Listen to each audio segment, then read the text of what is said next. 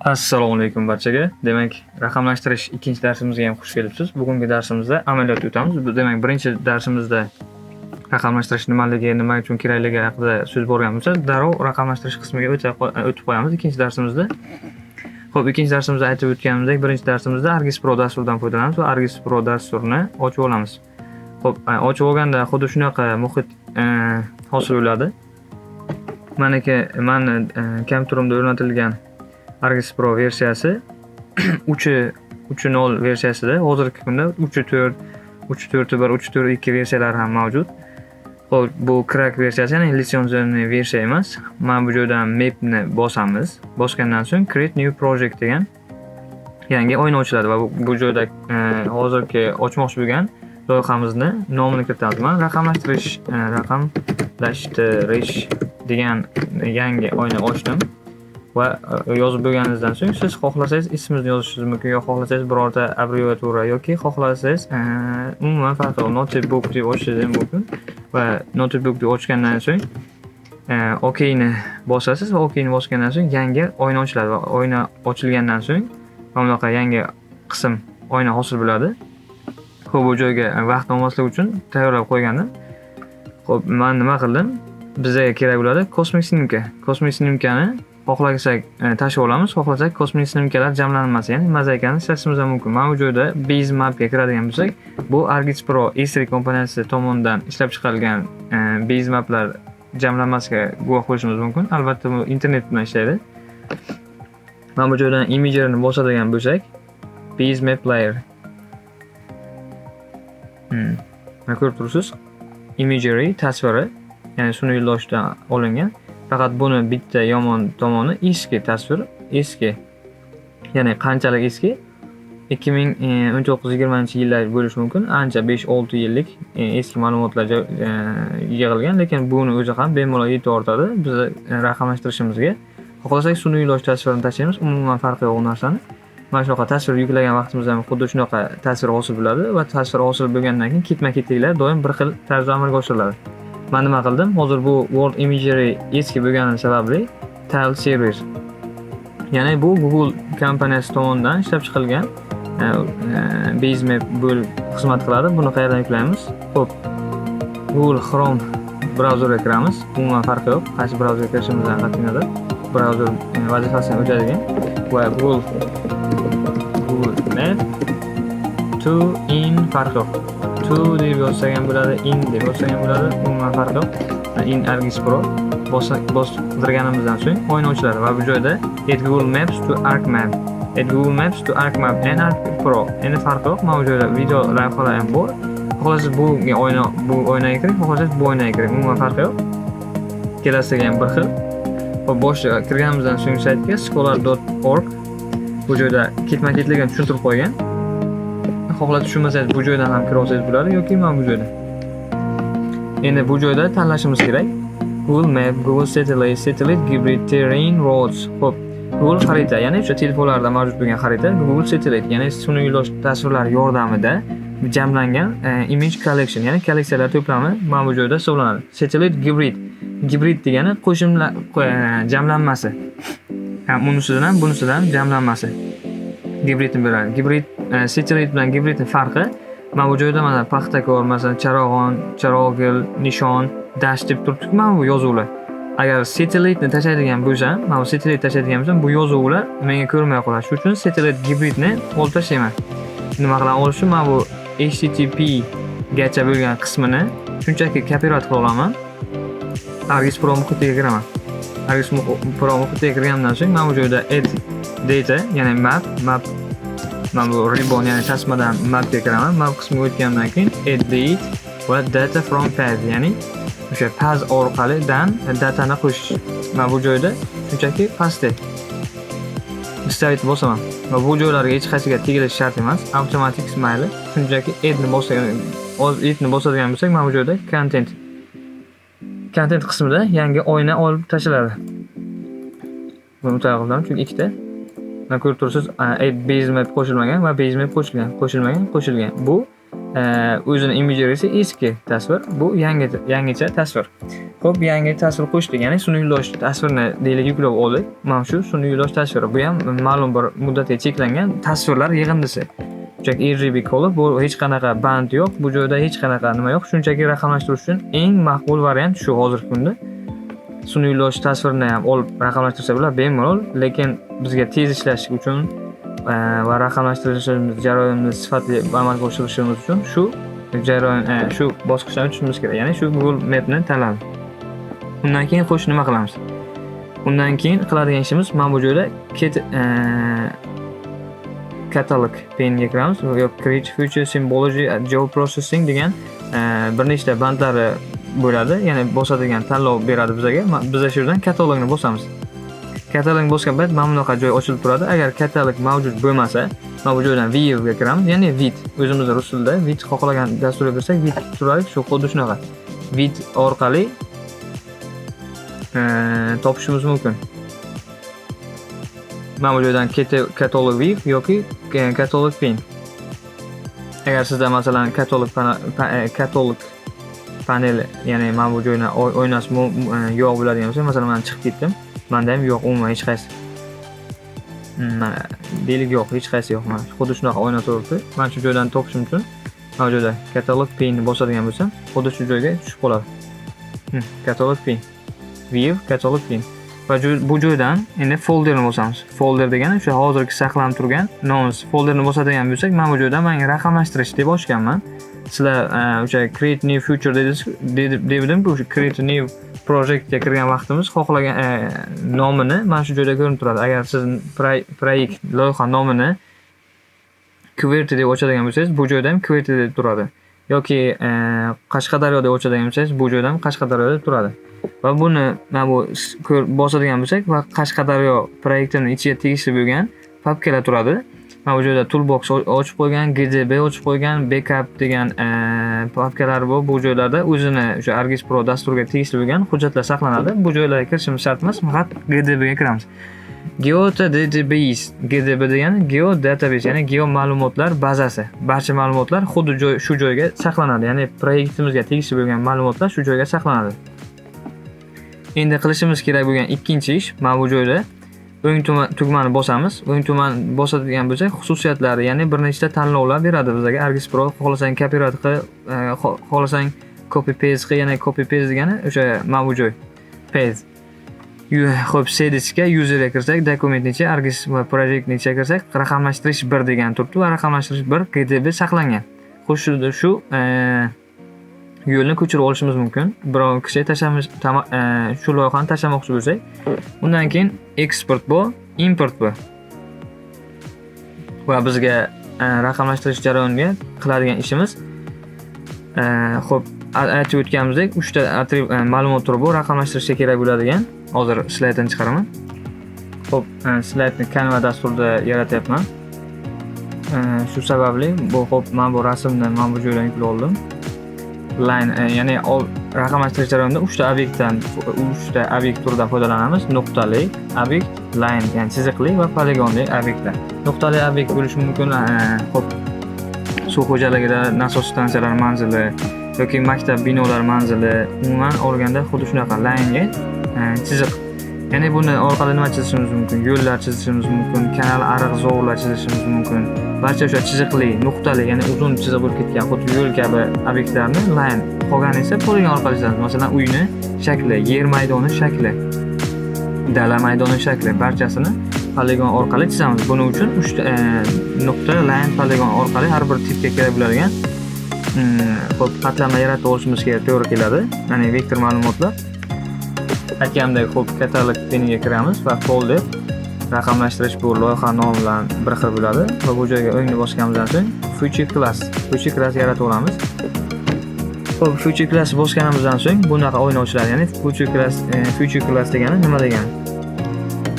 Bu joyda hozir jarayonda ketyapti sizlar bilan birga. Ya'ni screenshot qilib tushunarli bo'lishi uchun hammaga prezentatsiya qilib ketaman. PDF fayllar tashlab yuklab qo'yaman. Xo'p, future class bu bir turdagi geografik obyektlarning jamlanmasi. Xo'p, bu bo'lishi mumkin polygon, polyline, point yoki faqat bulardan bir turda yoki polygon bo'ladi, yoki polyline bo'ladi, yoki point bo'ladi. Faqat bir turdagi ma'lumotlar geografik obyektlar jamlanmasi hisoblanadi. Xo'p, bosganimizdan so'ng katalog penga kirganimizda create future bosganimizdan keyin nomini so'raydi. Masalan, men nomini so'radim. Dala maydonlari. Dala maydon. Dala maydoni. Ekin yer deb qo'yaman. Ekin yer. Xo'p, alias xuddi laqabi kabi ekin deb ko'rinsin. Mana bu joyda tipi future class type, ya'ni tipi ko'rinadi. Xo'p, line, point, multipatch, multipoint, annotation, dimension. Farqi yo'q. Biz hozir 3 turdagi ishlatamiz. Polygon, line, point. Mana bu joydan ekin yer qanaqa shakl bo'ladi? Polygon shaklda bo'ladi. Xo'p, men bu joydan z valyuni o'chirib qo'yaman. Z qiymatini, ya'ni men faqat x, y koordinatalaridan ishlataman. Z yo'qi shart emas. Va bu joydan next ni bosadigan bo'lsam, mana 6 ta bosqichdan o'tish kerak. Mana bu joyda xo'p, attribute table, ya'ni ma'lumotlari saqlanadi. Masalan, nomi deb ochishim mumkin, ustun. Va nomi degan ustun text formatini saqlasin. Va maydoni deb ochishim mumkin. Maydonni saqlasin, raqam qiymatini, nomi, maydoni va kimga tegishli ekanligi. Xo'p, fermer nomi deb ochaman. Bu ham text formatida saqlasin. Va keyingisini bosadigan bo'lsam, mana bu joyda koordinatalar sistemasini kiriting dedi. Mana bu joydan VGS 1982 Web Mercator ni tanladim. Next qolganlari tegilmaydi. Next bosib qo'ya qolamiz va finish. Mana bu joyda hozir content panelda ekin degan mana yangi future class paydo bo'ldi, ekin. Xo'p, undan oldin qilinadigan ish xuddi shu tartibda bo'ladi. Ya'ni new ga kirib, future classga kirib, point yaratib olamiz, line yaratib olamiz va undan oldin esa birinchi tadqiqot maydoni. Mana bu joyni tanladim. Nimaligini bilmadim. Shunchaki shu joy xo'p, Mirishkor tumaniga tegishli menimcha Mirishkor tumani va shu joydan tadqiqot obyektini, maydonini belgiladim. Maydonini belgilab olganimdan so'ng mana bu qismga o'tdim. List by selection. Ya'ni select qilanyapti. Mana bu joydan chegarani o'chirib qo'ydim. Chegarani o'chirib qo'ysak nima bo'ladi? Chegarani o'chirib qo'ysak, bu chegarani ustida hech qanaqa analizda yoki hech qanaqa biror edit qilib bo'lmaydi bu chegarani. Chunki o'zgarmas bo'lib qoldi. Select bo'lmaydi, ya'ni tanlanmaydi. Agar select bo'ladigan bo'lsa, bu chegaramni xohlasam turishim, xohlasam o'zgartirishim mumkin bo'ladi yoki qirqishim shu bexosdan yoki bilmay qolmasdan harakatni chegarani o'zgartirmasligim uchun list by selection va chegarani o'chirib qo'yaman. Endi xuddi shunaqa tartibda line point yaratib olamiz. Yana katalogga kiraman. Yana raqamlashtirish bosaman. New bosgandan keyin future class tanlayman. Va bu joydan xo'p. Endi men dala yerni tanladim. Dala yerni tanlagandan keyin menga hozircha faqat shu qishloq xo'jaligi yo'nalishi bo'yicha ketadi. Bu asosiy. Yana bitta sizlarga yaxshiroq bo'lish uchun mayli nuqta deb qo'yaman. Nuqta. Ob'ekt.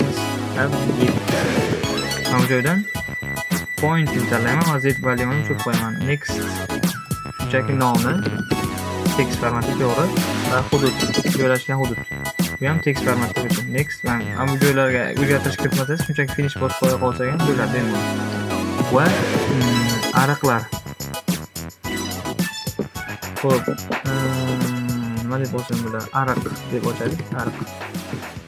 Kanal deb ochib keyin ariq desam bo'ladi. Ariq. Irrigatsiya tizimi bu. Line formatda bo'ladi. Z valyuni o'chiramiz, finish. Va yaratib bo'ldik. Endi men yaratib bo'lgandan keyin oynani mana bu orqali, ya'ni knopka mana bu joyga bosib qo'ydim. Va 3 ta tipdagi obyekt yaratib oldim. Ya'ni bu nuqtali, nuqta deb qo'ysam bo'ladi. Nuqtali.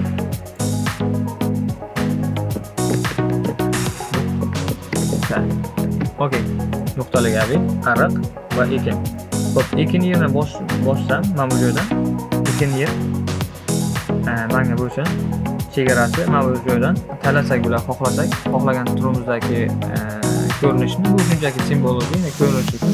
Mana bu joydan properties o'tadigan bo'lsak, ya'ni sozlamalarga color, ya'ni rangi 2 rangi albatta yashil bo'ladi. Yashil bo'lganda ham mana bunaqa yashil va outline color, ya'ni border, chiziq, chegarasi qora bo'lsin va outline width, ya'ni qalinligi 1 bo'lsin. Mana bunaqa shaklda. Agar qalinligini qalin qilsa, mana bunaqa shaklda bo'ladi. 2 menga 1 turgani afzal. 2 tanlab oldim. Ariqda ham xuddi shunaqa jarayon bo'ladi. Xohlasam mana bu yerdan minor road, limited line man tanlashim mumkin yoki o'zim yaratishim mumkin. Rangi qanaqa bo'lsin? Rangi ariq bo'lganda ko'k bo'lsin va qalinligi 1 bo'lsin va apple white. Va nuqtalik obyekt qanaqa bo'lsin? Hop, plus bo'lsin yoki qora nuqta bo'lsin shunchaki va rangi qora emas. Color sariq, zo'rg'i rang bo'lsin. Outline color qora bo'lsin. Qora bo'lsin. Qalinligi mana. Xo'p, tezda tushuntirib ketaman. Bu jarayonlarni murakkablashtirib tashlamang. Ya'ni u nima qildi, bu nima qildi. Shunchaki osonligi tufayli bu jarayonlarni o'tmadim. Ya'ni bu simbologiyaga kirasiz, simbologiyadan keyin buni tanlaysiz. Bu shunchaki bo'ladigan ish, bo'ladigan narsa, bo'ladigan degan doim qilinadigan ishimiz. Agar simbologiyani o'zgartirmoqchi bo'lsak, mana bu joydan obyektni ko'rib turibsiz, nuqtadan tagida aylana yoki chiziq yoki to'rtburchak turibdi. Shuni joyini chap sichqonchaning chapi bilan 2 marta bosganimizdan so'ng bu joyda simbologiyani bekitib qo'ydim. Simbologiyani bekitib qo'ygan sabab bunaqa simbologiya, ya'ni shu obyektni qanaqa tasavvur qilasan joy deb so'raydi mendan. Men galeriyaga kirsam, o'zi menga variant beradi. Obyektingni mana bunaqa ko'rishni xohlaysanmi yoki bunaqa ko'rish xohlaysanmi yoki yo'q. Agar bu joyda meni qiziqtirgan, yoqtirgan bo'lmasa variant, men propertiesga o'taman va bu joydan tanlayman. Appearance ga o'sha tashqi ko'rinishi saqlanadi. Mana bu joyda xuddi shunaqa shaklda bo'lishi chiqib turadi. Ya'ni color rangi yashil, outline yashildan ochiq yashil bo'lsin va outline width agar chegarani qalinsa mana bunaqa. Okey. Agar bo'lmaydigan bo'lsa, mana bu 2 ni ustiga bosib, o'yinni bosganda mana shu 2 yerga tegishli bo'lgan tanlovlar beradi va bu joydan tanlovlardan simbologiyaga kiraman. Simbologiyaga kirsam, xuddi yana shu oyna ochildi. Okey, endi qiladigan ishim mana 2 yerlarni chizib chiqish bo'ladi. Ya'ni men qishloq xo'jaligi ishlayman, dizchiman va 2 yerni chizib chiqmoqchiman. Ketdik. Mana bu joyda editga kirgandan keyin create ArcMapda create future. ArcMapda ham xuddi shu tartibda bo'ladi.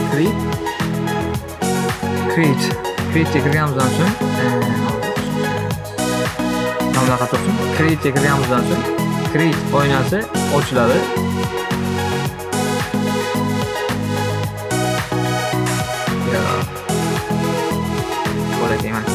Create oynasi ochildi. Create class ochildi. Create future, ya'ni future yaratish. Va chizish uchun mana bu joydan o'zimga tegishli yozaman. Chegarani chizdim. Chegaraga tegmayman. 2 yer chizishim mumkin, nuqta chizishim mumkin, ariq chizishim mumkin. Men 2 yer, ya'ni men qishloq xo'jaligi ishlayman va 2 yer chizishim kerak. Xo'p, mana shu tadqiqot hududimiz bugungi va bir boshdan boshlayman. Xohlasam, ya'ni o'ng tomondan boshlash afzal. Ketdim. 2 yerni chegarasi. Xo'p, qaradim. Chegara deganda 2 ni ekiladigan maydon. Mana shu joydan boshladim. Va davom etamiz. Davom etishga bitta chapni bossam nuqta qo'yadi, shu joygacha o'zi olib keladi. Va yana chapni bossaman, nuqta qo'yib, hop. 2 yer ekiladigan maydon, endi kimniki bo'lishdan qat'iy nazar. Xo'p, mana bunaqa qilib ketaveramiz. Bu yana 2 yerni chegarasi. Agar chegarani ortga qaytarmoqchi bo'lsak, ya'ni xato chizib qo'ygan bo'lsak, Ctrl Z ni qilsak, Z ni bosadigan bo'lsak, o'z holatiga qaytadi. Masalan, mana bunaqa birdan bexosdan belgilab qo'ydik. Ctrl Z bosadigan bo'lsak, ortga qaytadi. Hech qanaqa qo'rqinchli joyi yo'q. Xo'p, chegaradan chiqib ketamiz. Mana qishloq xo'jaligi ishlash degan mana bunaqasiga bosamiz va hoppa.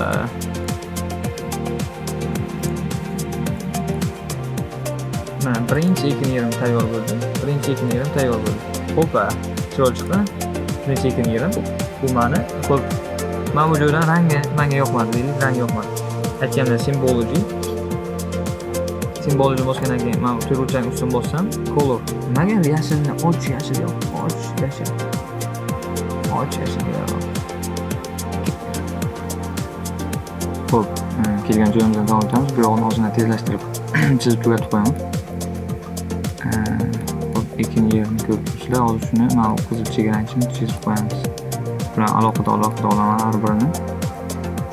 Xo'p, ekin. Mana bu joydan ariq so'yilgan. So'yini chizmaymiz o'zi, faqat ekin yetishtiramiz.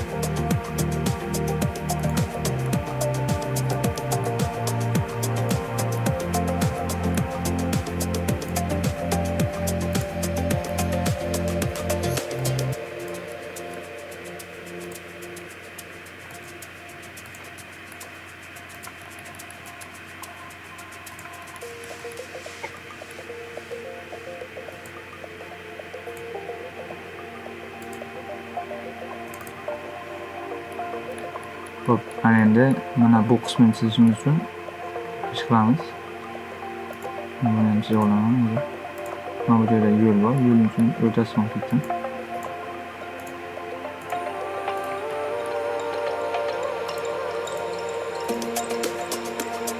Xo'p, sifoncha oldini qanday yo'qdi? Yaxshi.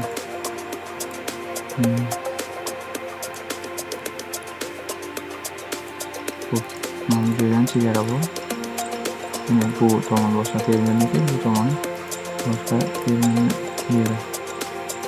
Bular zo'rmikin? Qarag'imikin?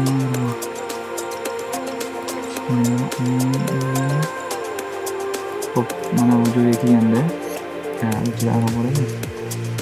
Chegarani yashash uchun aro boradi. Mana shunaqa holatlar bo'lmasligi uchun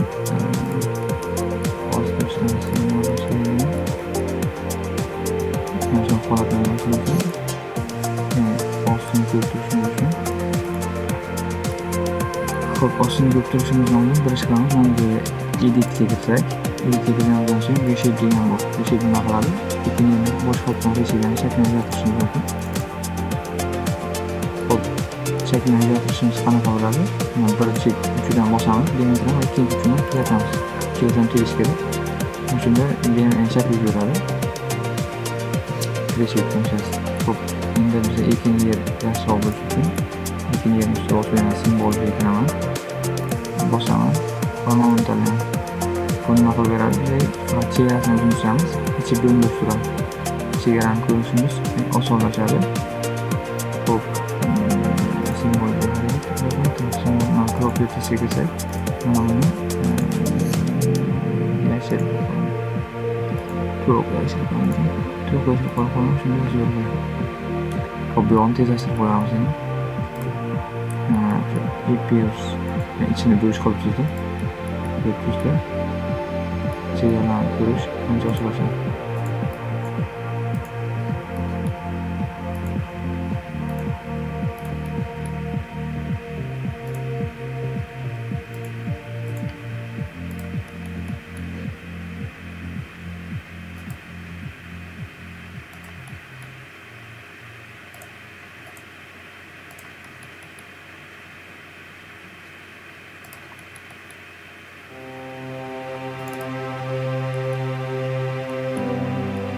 Masuk.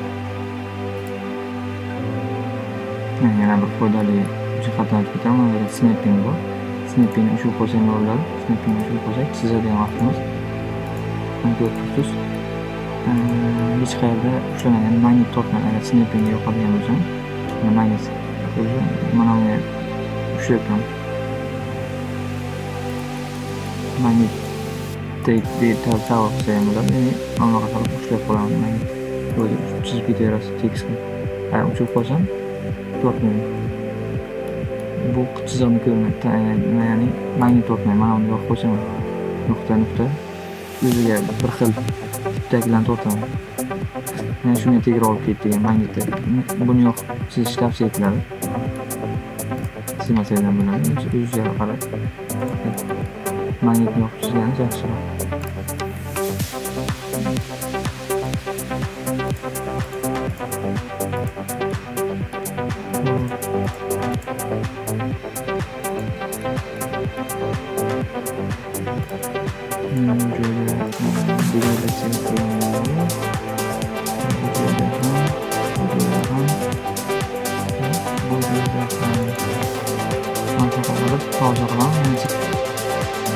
Endi nima bitta narsani qilamiz. Mavzuda ilkini ko'rganimiz alohida chizmani katta to'rtburchak qilib qo'ydim.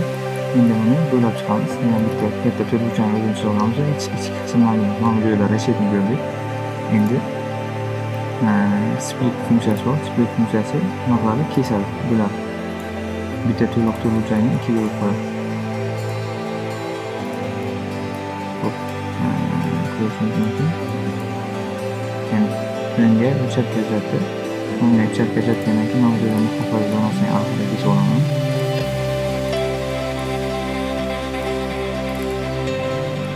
Uçakga va uçakga. Bunga ikkalasiga tegishamiz. Muhofazat zonasi. Masalan, bu alohida siz. Hop, space field geometry intersect pollution. Hop.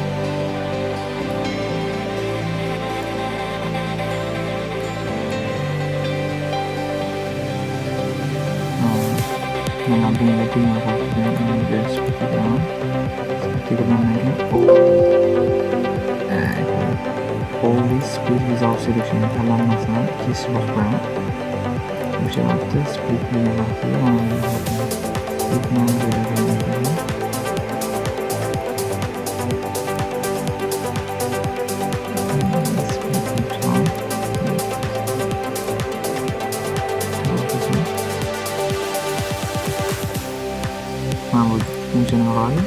selection yani mana bu joydan narsani select deydi, ya'ni tanlashni select deydi. Agar tanlanmasdan ham turib kesish uchun mana agar mana buni bosib qo'ysak, mana ikkini bosmasdan ham belgilamasdan ham ikkiga bo'lib qoladi. Agar buni bosib qo'ysak, split qilmoqchi bo'lsak, split bosaman.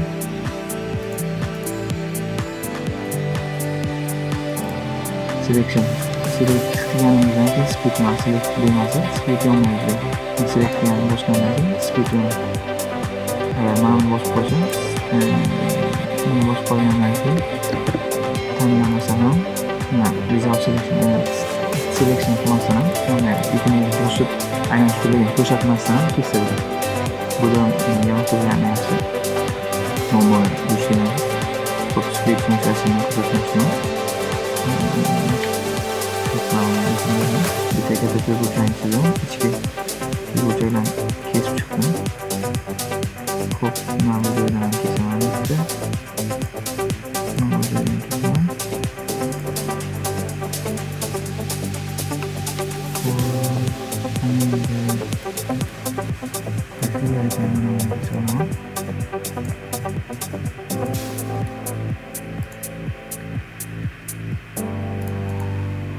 Va mana bu joyini reshape qilib qo'yaman. Mana reshape degani qayta degan.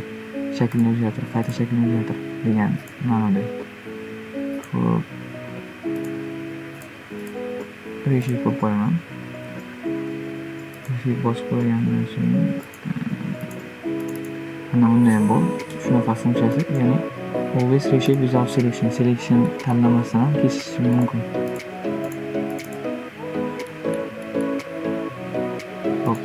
Chegaradan chiqibdi. Ikkinchiga e'tibor berib chizishimiz kerak. Keyin hudud chegarasi mavjud.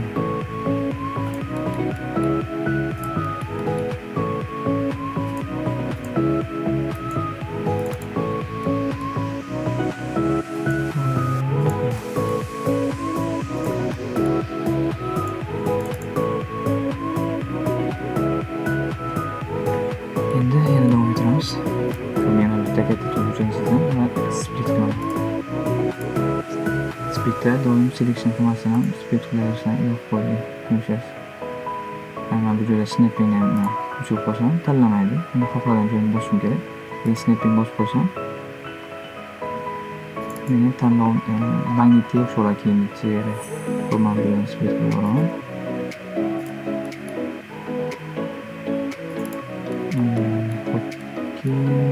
Keyin katta ekinlarga qo'shib bundan bitta split qilaman. Yana undan ko'p qoldi. Mana bu joydan yana split qilaman. Yana split qilib, taxta zonasini olib ekin boshqa ekin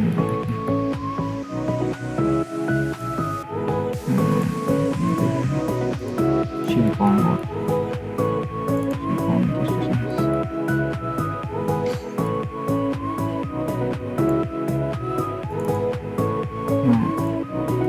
Shilpon belgi turib delete boshlagan bo'ladi yoki klaviaturadagi del knoppasi bilan delete bo'lsa uchib ketadigan shilpon ustiga kel. Bu yana bitta katta bo'lib qoldi. Oxirgi katta bo'lgan chizib bo'ling. Faqat bir narsani e'tibor berish kerak. Chizishdan oldin nima chizayotganini aniq bilib olishimiz kerak. Hozir biz ekin yer chizamiz, to'g'rimi? Ekin yerni kelishib olish kerak. Shu iste'mol bilan ekin yer chizib beryapsiz. Ekin yer degan nimani tushunadi? Ekin yer degan ekin ekiladigan maydonni yoki umumiy maydonni. Agar ekin ekiladigan maydon bo'lsa, faqat ekin ekiladigan maydonni chizib qo'yishimiz kerak. Masalan, ekin ekiladigan maydon mana shu deylik. Faqat mana shuni o'zini chizib qo'yamiz, shu qismni o'zini. Lekin ekin yerni umumiy maydoni kerak bo'ladigan bo'lsa, katta to'g'richani o'zini olib ketamiz. Xuddi shunaqa qilish uchun boshidan kelishib olinadi. Ekin yer deganda, chizadigan obyekt deganda nimani chizish kerak? Faqat ekin ekiladigan joyni, faqat ekin ekiladigan joy bo'lsa, mana bu sariqni ko'rib turibsiz, faqat shu chegarachalar. Bo'lmasa qolgan chizib qo'yadi. Keyin bu yoqdan o'taman. Mana zonasini olib tashlayman. Buni ham olib tashlayman. Ana endi siz bo'ldik katta qismini. Endi bularni simbolizasiga kiraman. Simbolizaga kirishim uchun ikkinchi simbolizatsam simbolizaga yo'qotib qo'yaman. Bu joyga quloqdan ushlab turish bor. Quloqdan ushlab tursangiz bo'ladi. Mana color yashil qildim. Outline qildim, qora qildim, birlashtirdim. Vay. İkinci aramda yani. Hop, önemli. Çok yaşır. Nobody. Kötü falan. Bunun farkı yaşıl bölümden yaxshi yoki yana mavzudan mesela yaşıl bo'lsin. Yaşıl bo'lib turgan yaxshi yoki mavzudan galeriyaga o'taman va galeriyaga qisloqqa tushsam. O'zi nima deb qo'yibdi namuna sifatida simple masalan grass farm, grass tool, forest, o'rmon bo'lsa masalan o'rmonni daraxtlarni chizib qo'yaman. Yaxshi static water, mulch, plain, asphalt, grass birga turgan yaxshi. Yo'q, birga turgan yaxshi emas. Ya bu joyga o'tib colorni qora. Mana bu joyda borderni bu aytib o'tildi.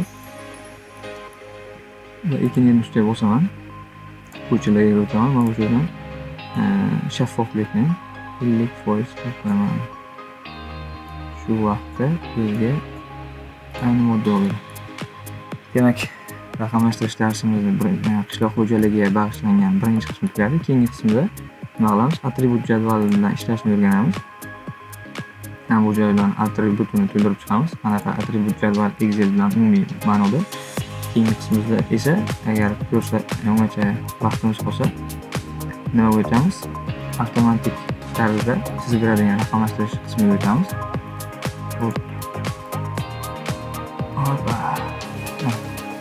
Audioni screenshot qilib videoni yozib qo'yaman.